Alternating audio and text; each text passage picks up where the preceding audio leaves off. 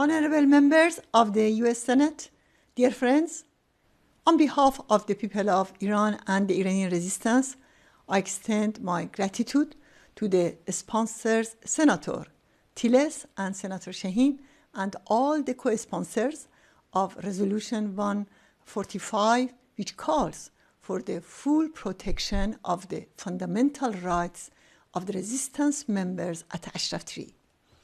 This initiative is at the heart of a decisive political strategy, a strategy that relies on the Iranian people and Iranian resistance and can save the world from the ruling religious fascism in Iran, a regime which is the source of war and conflict in the Middle East, the global banker of state terrorism, and seeks to obtain nuclear weapons.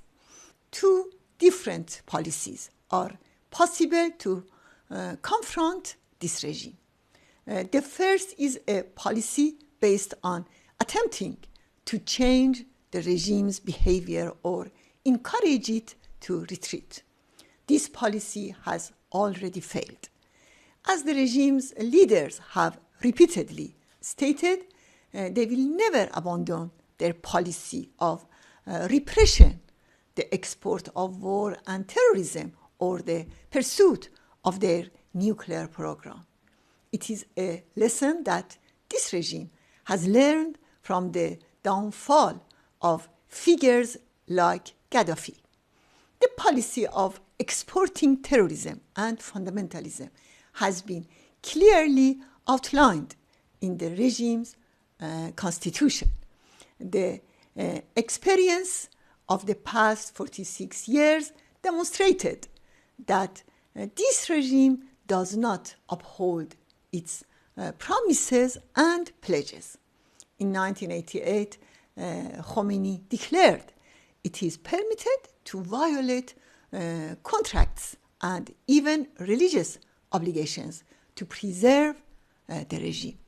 In the first decade of the century, following the revelation of the regime's secret nuclear weapons, sites by the NCRI, Khamenei even agreed to seal uranium enrichment sites.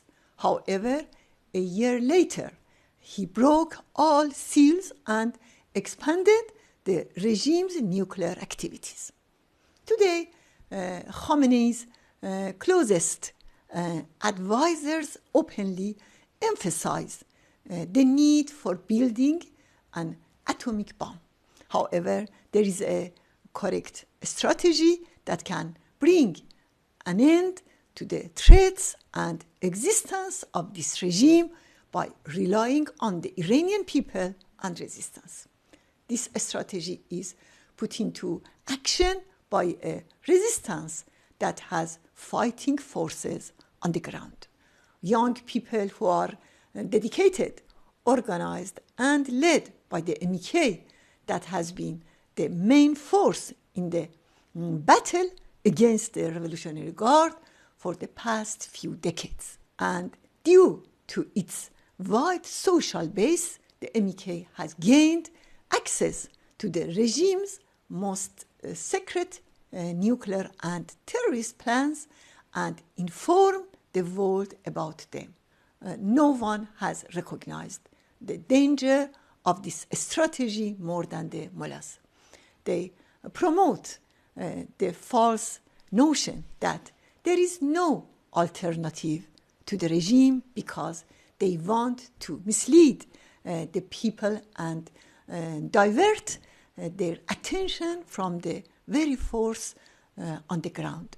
This is why they use the remnants of the previous dictatorship to spread lies about this resistance and divert their attention from the force that has been at the forefront of the struggle against this regime for 46 years.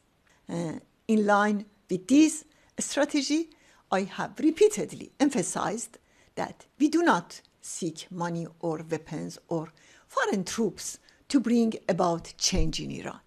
The people of Iran expect the international community to stand by them and acknowledge their right to fight against this regime.